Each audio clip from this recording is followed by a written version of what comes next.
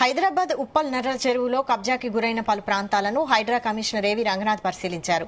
ఉప్పల్ నల్ల చెరువు 3 వైపులా గురైన కబ్జా నుంచి కాపాడాలని హైడ్రా కమిషనర్ రంగనాథ్ కు ఉప్పల్ కాంగ్రెస్ ఇన్ఛార్జ్ మందముల పరమేశ్వర్ రెడ్డి ఫిర్యాదు చేశారు. దీంతో హైడ్రా శాఖల అధికారులతో కలిసి ఉప్పల్ నల్ల చెరువును రంగనాథ్ సందర్శించి వివరాలను సేకరించారు. ఈ పర్యటనలో MLC Teenmaar Mallanna, Uppal corporator Rajitha, Uppal Congress party in-charge Parameshwar Reddy, Medchal in-charge Vajresh యాదవ్లు పాల్గొన్నారు.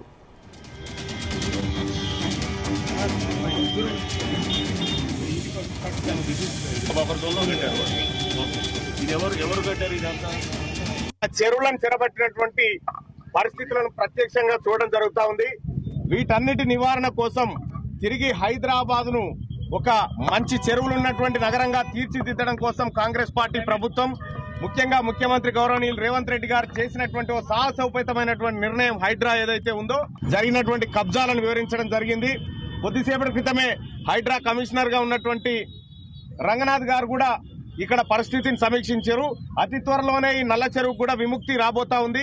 దాదాపు 90% వరకు కబ్జా అయిందనేటువంటి వార్తల నేపథ్యంలో వాస్తవానికి కూడా ఇది నల్ల చెరువు ఇటు బోడుప్పల్ గాని, ఇటు పిర్జాదిగూడ గాని, అటు ఉప్పల్ గాని మధ్యలో ఉండేటువంటి ఈ గొలుసుకట్టు చెరువును కొందరు విధ్వంసం చేసి నడిమిట్లోంచి కట్టలు వేసి కబ్జాలకు పాల్పడినటువంటి వ్యక్తుల మీద చర్యలు తీసుకోవడంతో పాటు ఈ చెరువును కూడా విముక్తి చేయడంలో కాంగ్రెస్ పార్టీ ముందడుగులో ఉంటుంది. ప్రజాప్రభుత్వం ఈ దిశగా ముందుకు పోతా ఉంది.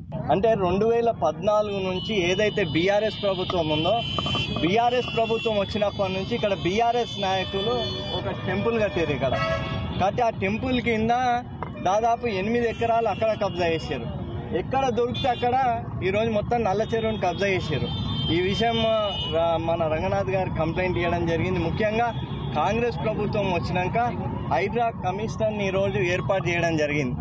ముఖ్యమంత్రి గారు ఎక్కడైతే గ్రేటర్ హైదరాబాద్లో హైడ్రా పరిధిలో పార్క్ స్థలాలే కానివ్వండి, ఏవైతే గొలుసుకట్టు